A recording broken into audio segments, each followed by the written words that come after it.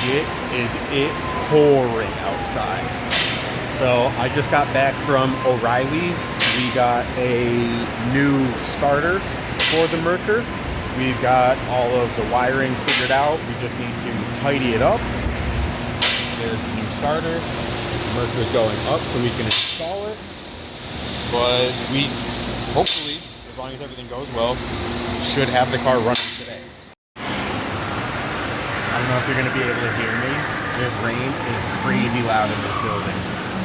But new starter is installed.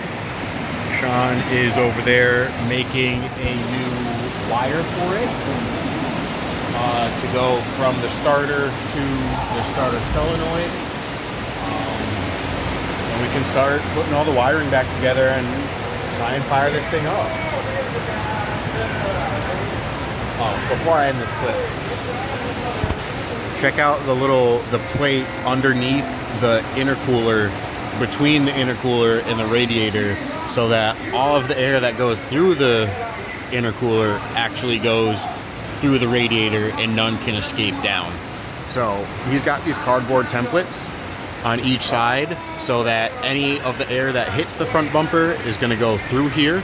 We're also going to do something down here to cover this gap as well, just so that any of the air that is going into the front bumper is actually being forced through the intercooler and pulled through the radiator. So it should cool itself pretty well.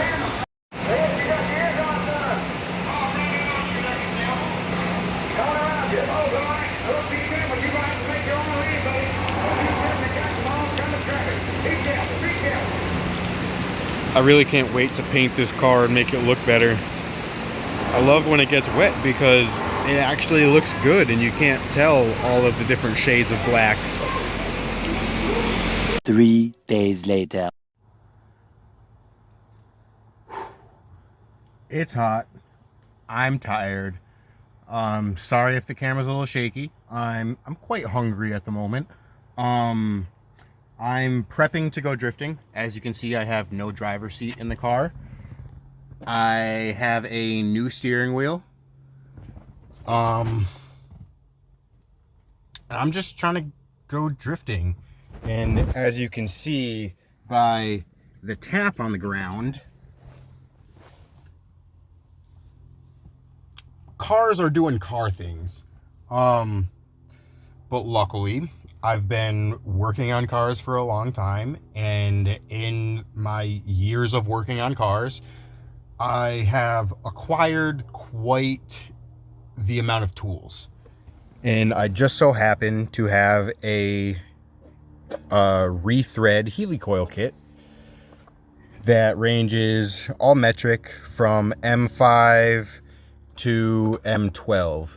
And it just so happens that this bolt that goes in that hole is a 10 by 1.5. So it has 1, 2, 3, 4, 5 kits, and each little section is basically a kit of itself. So that's for M5.08. This is for M610, M8 125, M10 1.5, and then M12 175. So a kit full of average bolt sizes and hole sizes that could possibly need rethreading. So this drives the helicoil in. This is the helicoil. So we're going to drill out the hole to this size. And once it's this size, we tap it with this tap. And once it's tapped, we drive it in with this. And so essentially, the thread on the outside is this thread, and the thread on the inside is 10 by 1.5. So we're going to use this to rethread this hole in the chassis of my car. Well, I didn't record any of it, but I got my seat all bolted in with 4 bolts. It fits just like it always has. The helicoil worked. It didn't give me any trouble at all. And I'm happy with the way the wheel fits. Whoops. Did I just mess you guys up? Yeah, I did. But the wheel, whoa.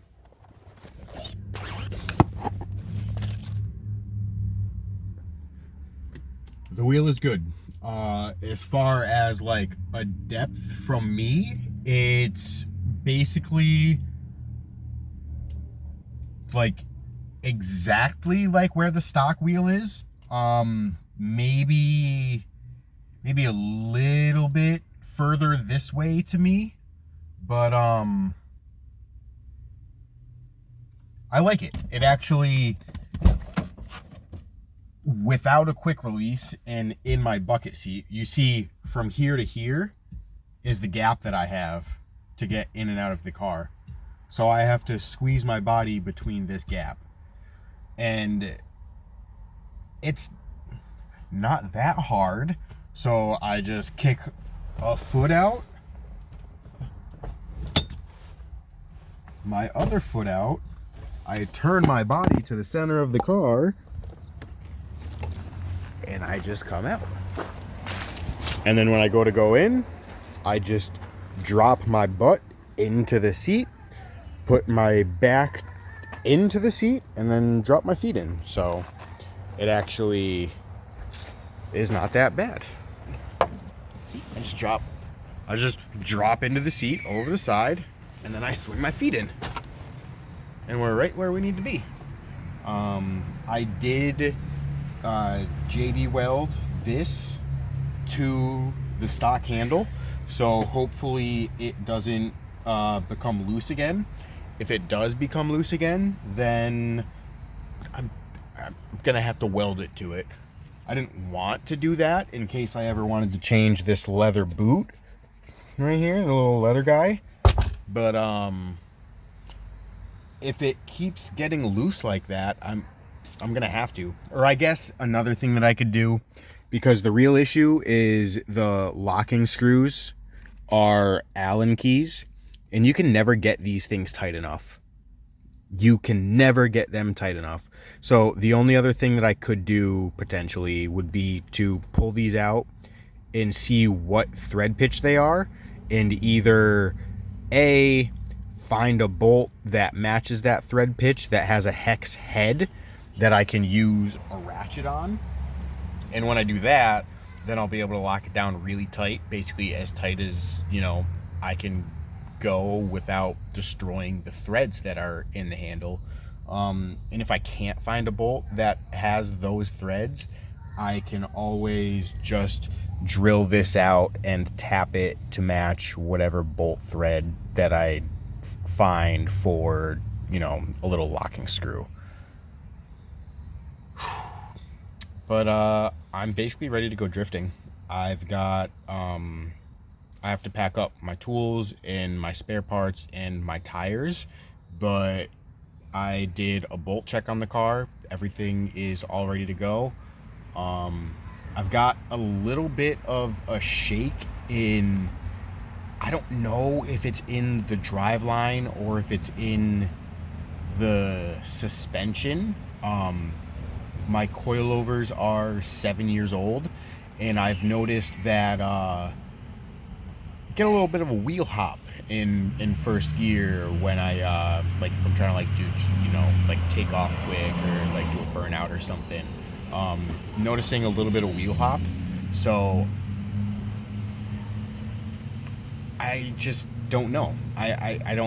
I can never really see the outside of the car when it's happening. So like I don't know if like the wheel is bouncing and that's what I'm feeling, or like other times it'll do it when I'm in second gear and like the rear is loaded up and I'm accelerating. So like I don't know, it could be like my center support bearing, or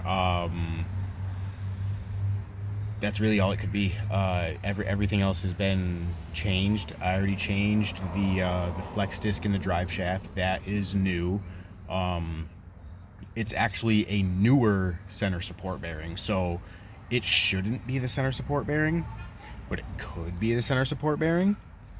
My thought is struts. I've checked all of my arms. I've checked all of the trailing arm bushings.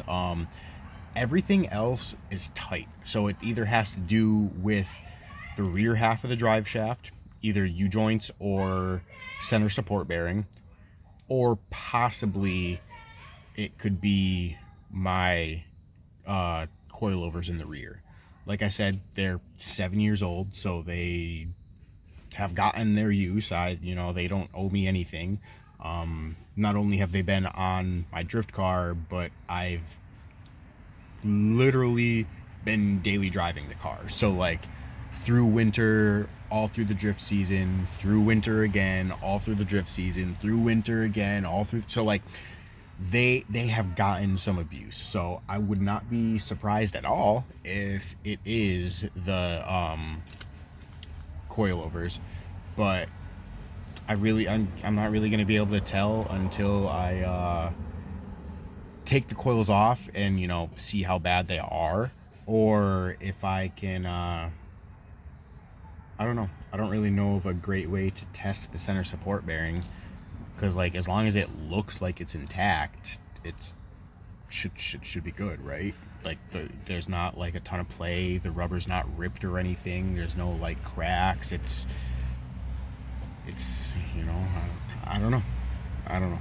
Well, but the car's ready. I'm pretty much ready.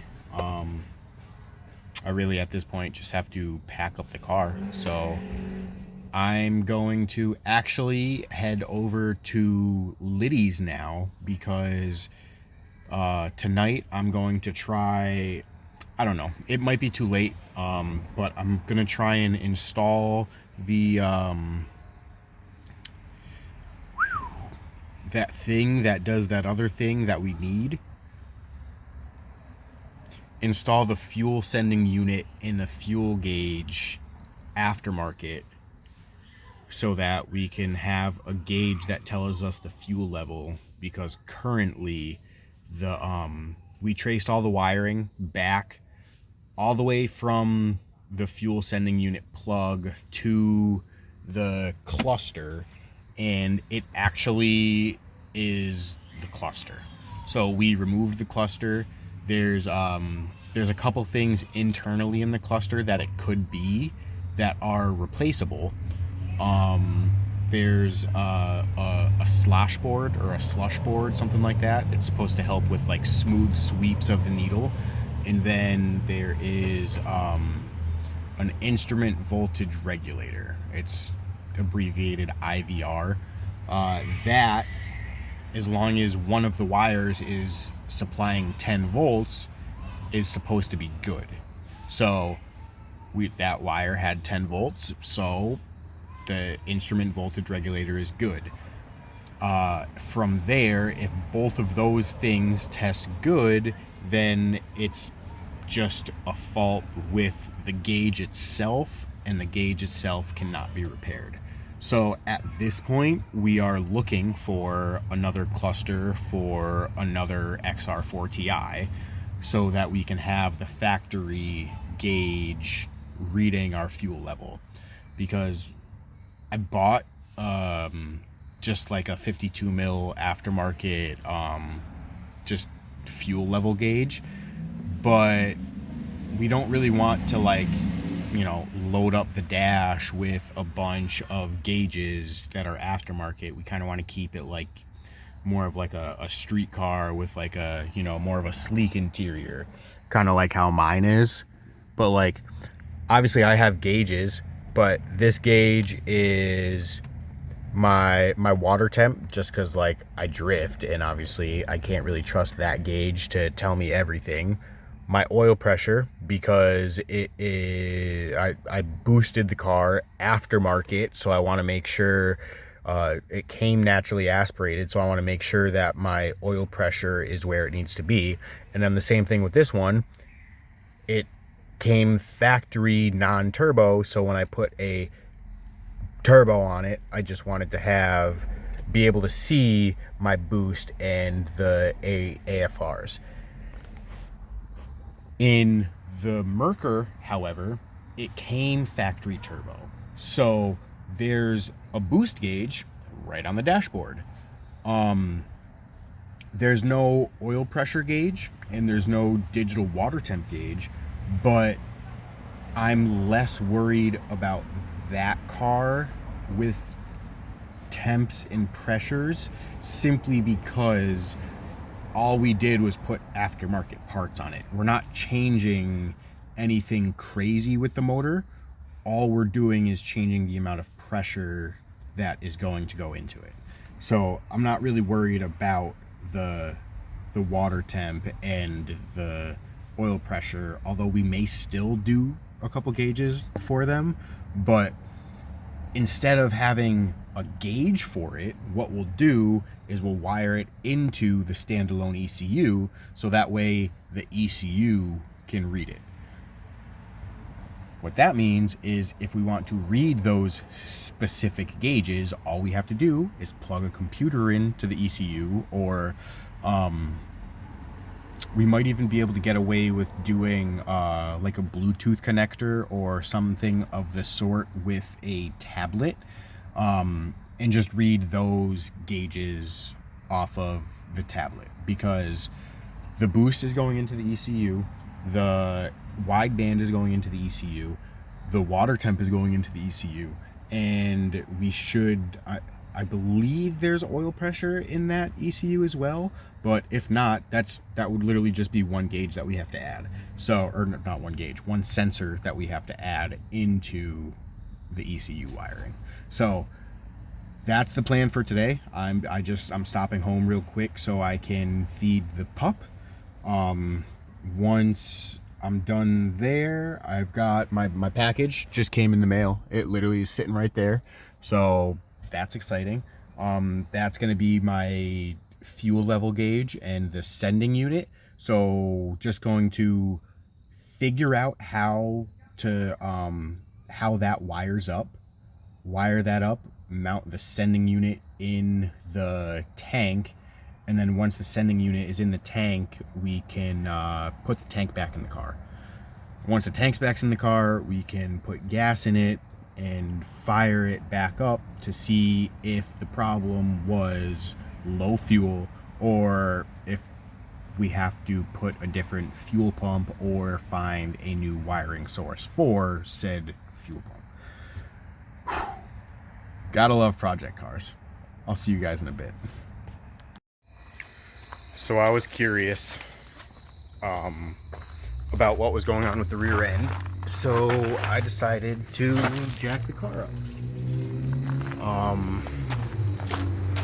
I didn't find anything, so I have a feeling that it's probably these 7+-year-old ISC coilovers.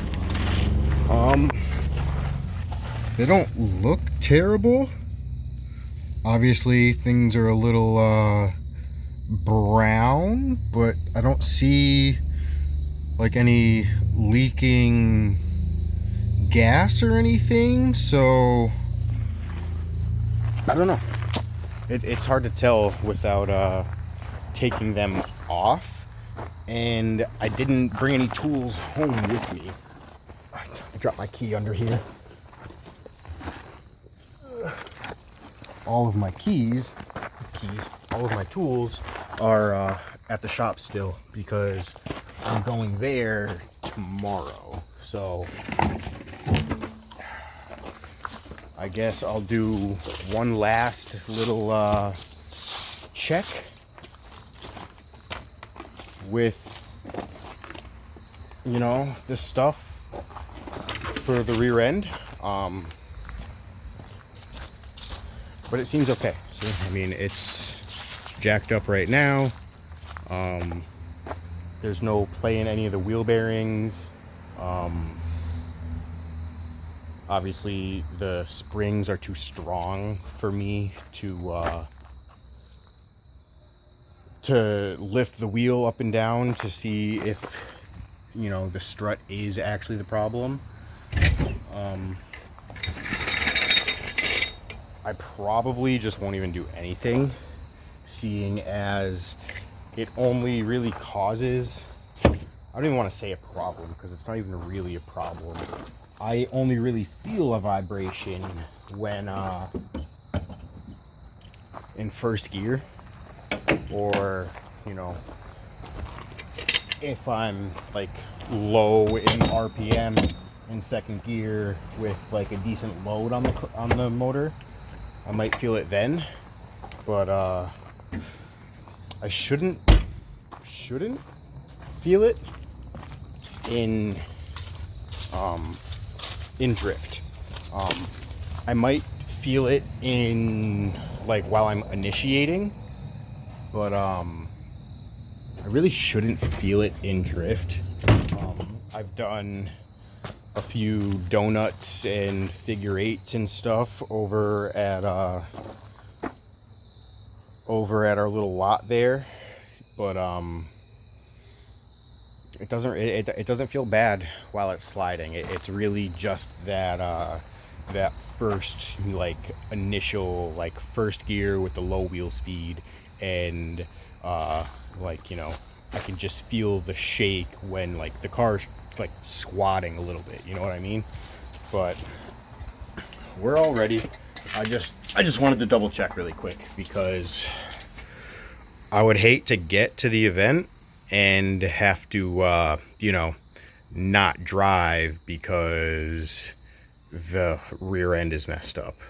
But everything is tight. I couldn't feel anything loose. I banged on some stuff with not a hammer, but something hammer like, and it doesn't, like, nothing shakes, nothing moves around. I don't hear any like clicking and clacking. The only noise I can hear is the splines of the drive shaft where the two pieces connect. So I think I'll be okay, but we'll see on Saturday.